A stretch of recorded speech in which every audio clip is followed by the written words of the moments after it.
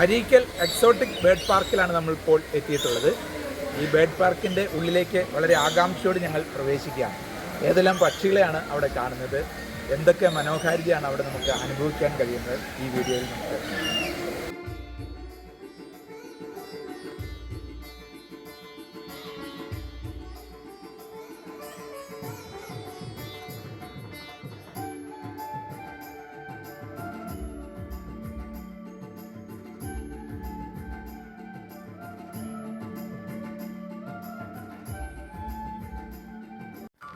Areekkal exotic bird പാർക്കിൻ്റെ പരിചാരകരും ഒഫീഷ്യൽസും ഇതിലുള്ള പക്ഷികൾ നമ്മുടെ അടുത്തേക്ക് ആകർഷിക്കപ്പെടുന്നതിന് വേണ്ടി നമ്മുടെ കയ്യിൽ പക്ഷികളുടെ തീറ്റ ലഭ്യമാക്കിയ പ്ലേറ്റുകൾ തരുന്നു.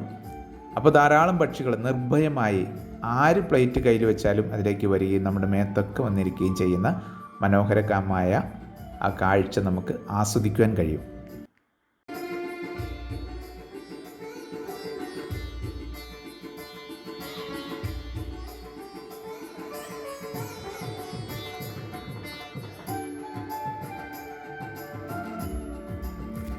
ബ്ലൂ ആൻഡ് ഗോൾഡ് മക്കാവോ എന്നാണ് ഈ പാരറ്റിൻ്റെ പേര്.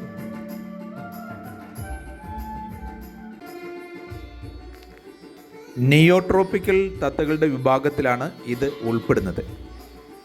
തെക്കേ അമേരിക്കയിലെ വനഭൂമിയിലും സാവന്നയിലും വസിക്കുന്ന ഇവയുടെ വിസ്മയിപ്പിക്കുന്ന നിറവും സംസാരിക്കാനുള്ള കഴിവും മനുഷ്യരുമായി അടുത്തുള്ള ഇടപഴകൽ ശേഷിയും എല്ലാം ഇവയെ മികച്ച ഒരു പെറ്റ് ആക്കുകയാണ്.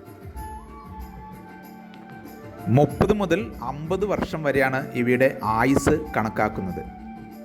65 മുതൽ 100 വർഷം വരെ ജീവിച്ചിരുന്ന സംഭവങ്ങളും റിപ്പോർട്ട് ചെയ്യപ്പെട്ടിട്ടുണ്ട്.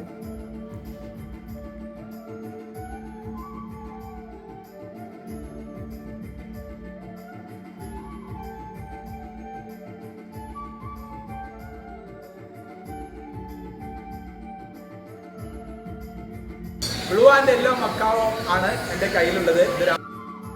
ചുണ്ടുകളൊന്ന് നിരീക്ഷിച്ചു നോക്കി, ഇരുമ്പ് മുറിക്കാൻ വരെ ശക്തിയുള്ള ചുണ്ടാണ് ഇതിനുള്ളത്. ഇതൊരു മെയിൽ ബേർഡാണ്. ഈ ബേർഡിന് കൂടുതലായിട്ട് ഫ്രൂട്ട്സ്, ഇതിൻ്റെ ലൈറ്റിങ്ങിൽ സൂര്യകാന്തി ഫ്ലവറാണ് കൊടുക്കുന്നത്. പിന്നെ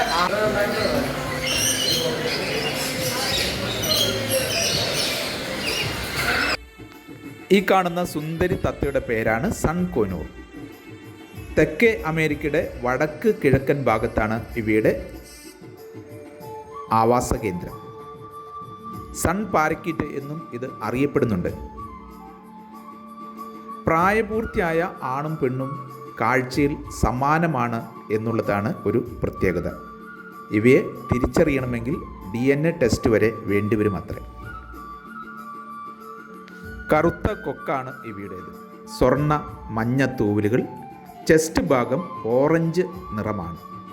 ചിറകിൻ്റെ അറ്റവും വാലുകളും പച്ചയും നീലയും നിറം കൊണ്ട് മനോഹരമാണ്. $800 മുകളിൽ ഇതിന് വിലയുണ്ട് എന്ന് പറയപ്പെടുന്നു. പഴങ്ങൾ, പൂക്കൾ, നട്ട്സ്, ചെറീസ്, സീഡ്സ് എല്ലാം ഇവയുടെ ഇഷ്ട ഭക്ഷണമാണ്. 30 വർഷത്തോളം ആയുസ്സുണ്ടത്രേ ഈ പക്ഷിക്ക്.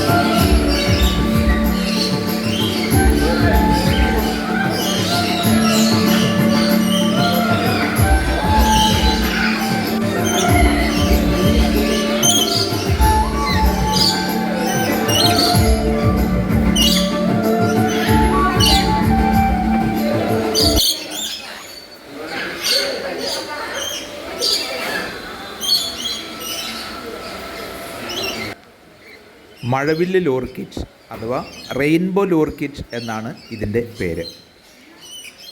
ട്രൈക്കോഗ്ലോസസ് മൊളുക്കാനസ് എന്നാണ് ഇതിൻ്റെ ശാസ്ത്രീയ നാമം. ഓസ്ട്രേലിയ ആണ് ഇതിൻ്റെ സ്വാഭാവിക ആവാസ കേന്ദ്രം. ഓസ്ട്രേലിയയുടെ കിഴക്കൻ കടൽ തീരത്ത് ഇവ സാധാരണമായി കാണപ്പെടുന്നു. മഴക്കാടുകൾ, തീരദേശങ്ങൾ, കുറ്റിക്കാടുകൾ, വനപ്രദേശങ്ങൾ എന്നിവയാണ് ഇവയുടെ ആവാസ കേന്ദ്രം. കടിച്ചുകൊണ്ടിരിക്കും, അതാണ് ഈ പാലത്തിലുള്ള ഒരു ടെൻഡൻസി. ഇങ്ങനെ നന്നായി കടിച്ചുകൊണ്ടിരിക്കും. കൂടുതലൊക്കെ കിടക്കുമ്പോഴും കൂടുതലിൻ്റെ കമ്പുകളിലൊക്കെ ഇങ്ങനെ കടിക്കുന്നത് കാണാം.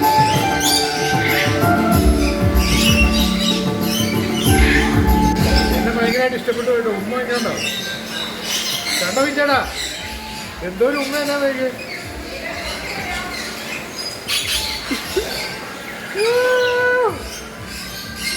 ഇത് കടിക്കുമല്ലാണ്ട് ഉമ്മയ്ക്കൊന്നും ശരിക്കും അത് കടിക്കല്ല കടിക്കല്ല, സ്നേഹിക്കുക. നാട്ടുകൊണ്ട് വന്നു കഴിഞ്ഞാൽ കുഴപ്പമില്ല, അത് സ്നേഹിക്കുക. അത് നമ്മളങ്ങനെ അങ്ങ് കൊണ്ടുപോകും. ഇവർ ഓരോ സമയം കടി, ഓരോ സമയം ഈ പരിപാടി.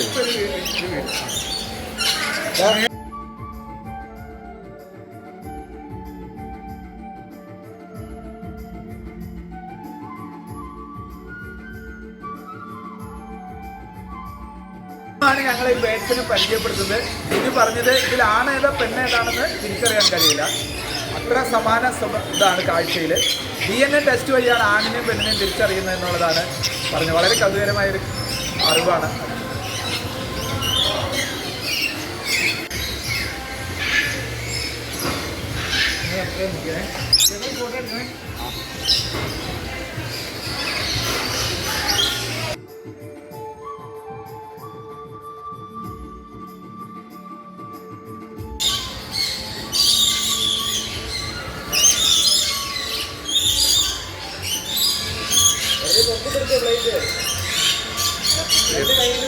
ഉയർത്തും.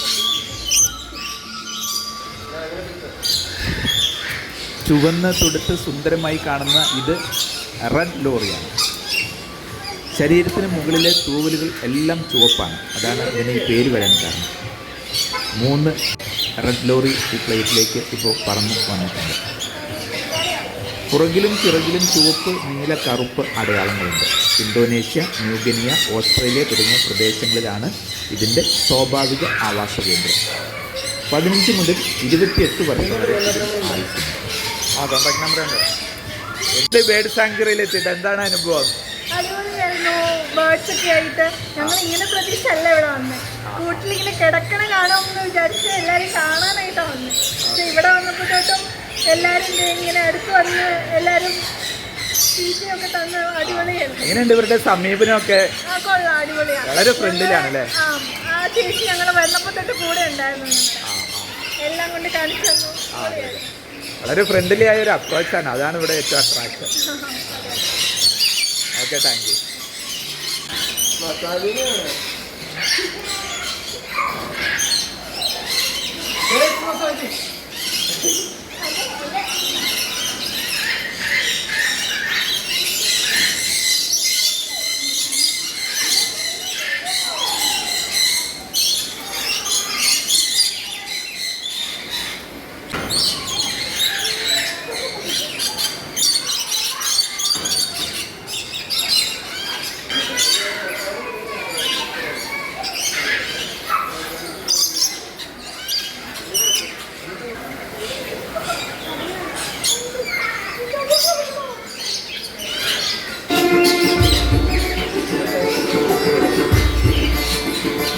സന്ദർശകരൊക്കെ ഒരു ദിവസം വരുന്നുണ്ട്.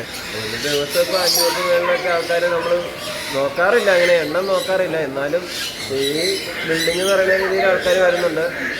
പിന്നെ കൂടുതൽ ഹോളിഡേയ്സിൽ എങ്ങനെയാണ് ആൾക്കാർ വരാറ്, സാറ്റർഡേ സൺഡേ അങ്ങനെയൊക്കെ. ഇപ്പോൾ വെക്കേഷൻ ടൈം ആയതുകൊണ്ട് നല്ല രീതിയിൽ ആൾക്കാർ വരുന്നുണ്ട്. എല്ലാവരും നല്ല റെസ്പോൺസാണ് പറയുന്നത്, ആരും ബാഡായിട്ടൊന്നും പറയുന്നില്ല. ഈ പേടിയുള്ള ആൾക്കാർക്കാവുമ്പോൾ പെട്ടെന്ന് ഇറങ്ങിപ്പോകേണ്ട ഒരു സിറ്റുവേഷനാണ്. ഈ ബേഡ്സ് നേരത്തെ വരുമ്പോൾ ഒരു ആദ്യത്തെ ഒരു അനുഭവമൊക്കെ ആകുമ്പോൾ പെട്ടെന്ന് നമ്മുടെ ഈ അടുത്തത് കണ്ടിട്ട് ഇങ്ങനെയൊക്കെ വന്നിരിക്കുമ്പോൾ ചില ആൾക്കാർ ഞെട്ടി നമ്മളൊരു ഫീഡിങ്ങിനൊക്കെ പ്ലേറ്റ് തരുമ്പോൾ പ്ലേറ്റൊക്കെ ഇട്ടിട്ട് ആൾക്കാർ പോകും. അപ്പം ഞങ്ങൾക്ക് കാണുമ്പോൾ ചിരിക്കണം. അല്ലെങ്കിൽ വേറെ ആൾക്കാർ വരുമ്പോൾ ആയാലും അവർ എന്താ പറയണേ, എത്ര ഇനം ബേഡ്സ് ഇവിടെ ഉണ്ട്? നമുക്കിപ്പോൾ ഒരു പറയുകയാണെങ്കിൽ ഒരു 14 മേളിൽ ഇതുണ്ട്, വീടുണ്ട്. പിന്നെ എല്ലാ കളർ വെറൈറ്റിയാണ് ഉള്ളത്. പിന്നെ കൂടുതൽ 90 ഐറ്റംസ് ആണ്. എവിടുന്നാണ് ഇതിനൊക്കെ കളക്ട് ചെയ്തിട്ടുള്ളത്? ഇതിപ്പോ നമുക്കിപ്പോ കേരളത്തിലെ എല്ലാ ജില്ലയിലും നമ്മൾ കളക്ട് ചെയ്തിട്ടുണ്ട്. പിന്നെ തമിഴ്നാട് ഏരിയ പോയിട്ടുണ്ട്, കർണാടക സ്റ്റേറ്റ് ഒക്കെ ഉണ്ട്. സ്നേക്കൊക്കെ ആയാലും നമുക്ക് കർണാടക സ്റ്റേറ്റിൽ നിന്നാണ് കിട്ടിയേക്കുന്നത്.